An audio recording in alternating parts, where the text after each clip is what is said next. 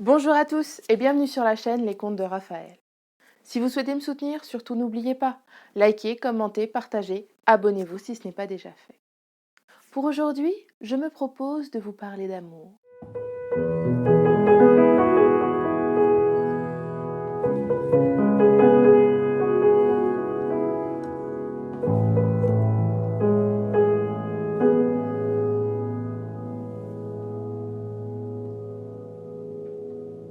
Il était une fois un marchand fort riche. Pourtant, la richesse de cet homme, ce n'était pas son or, non, c'était sa fille. Pour lui, rien n'était plus précieux que cet unique enfant. Elle était son trésor, la lumière de ses jours, son bonheur absolu. Mais malheureusement, les enfants grandissent et un beau jour, il faut les marier. Mais il ne pouvait pas laisser n'importe qui prétendre à la main de sa fille. Non, il fallait choisir quelqu'un qui sache l'aimer et la chérir à sa juste valeur. Mais comment choisir? La jeune femme proposa à son père de soumettre un défi au prétendant. Seul celui qui réussirait à emplir entièrement sa chambre entre le lever et le coucher du soleil pourrait prétendre à sa main. Le père trouva l'idée excellente, et aussitôt le bruit se répandit dans tout le pays que celui qui réussirait à emplir la chambre de la jeune fille pourrait l'épouser. Il faut cependant vous dire que cette chambre n'était pas une chambre ordinaire, une petite chambre, non. Elle était à la mesure de la richesse du marchand et de son amour pour sa fille. On eût pu mettre Versailles dans cette chambre tant elle était grande. Mais les prétendants ne se découragèrent pas, et ils vinrent nombreux. L'un essaya d'emplir la pièce avec de la paille. Un marchand de céramique voulut l'emplir avec des pots. Il y eut même quelques mariniers pour essayer d'inonder la pièce jusqu'au plafond. Malheureusement pour tous, alors que le soleil disparaissait à l'horizon et que la nuit se faisait, la pièce n'était pas pleine et ils repartaient bredouilles. Peu à peu, il y eut moins de jeunes gens pour tenter l'aventure. Et la jeune femme se désespérait un peu de trouver quelqu'un apte à relever le défi.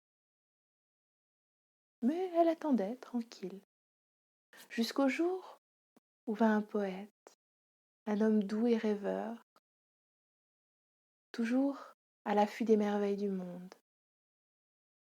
Il vint frapper à la porte, puisqu'il avait entendu parler du défi, et entra au petit matin un jour. On le fit entrer dans la chambre, et on lui dit: vous avez jusqu'à ce que le soleil disparaisse totalement derrière l'horizon.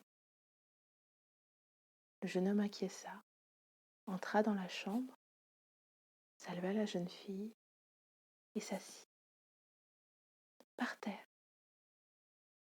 près d'un mur. Et durant tout le jour, il regarda un peu la pièce, mais surtout, il regarda la jeune fille qui vaquait à ses occupations tranquillement, puis elle échangeait avec lui des regards, des sourires, elle rosissait souvent. Mais, mais vers la fin du jour, elle lui montra le soleil qui touchait presque l'horizon et lui dit: il serait peut-être temps de commencer à remplir la pièce. Il lui sourit avec confiance, se leva, alors que le soleil sombrait derrière l'horizon. Il vint s'agenouiller à l'exact milieu de la pièce, devant la jeune femme. Il sortit de sa poche une bougie, la posa par terre, une boîte d'allumettes. Il craqua une allumette et alluma la bougie. Alors, comme par enchantement, toute la pièce s'emplit de lumière.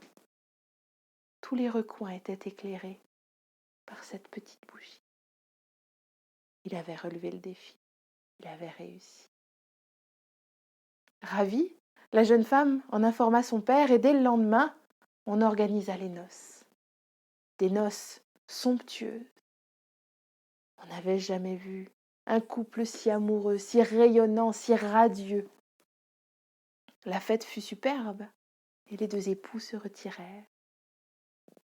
Bien sûr, ils profitèrent des joies de l'oreiller, mais après, la jeune femme eut un petit rire. Se tournant vers son époux, elle lui dit: Tu sais, tu n'avais pas rempli entièrement la pièce. Ah bon? Lui demande son époux. Oui, il restait de l'ombre juste sous la bougie. C'est vrai, dit son époux. Mais alors, pourquoi m'as-tu épousée? Parce que vois-tu, je suis comme cette chambre. J'ai envie que tu me combles. Quand je te vois sourire, quand tu me parles, quand je suis près de toi, je suis comblée. Pourtant, il reste en moi une petite part d'ombre, un jardin secret qui n'appartient qu'à moi et dans lequel personne, personne n'entrera jamais.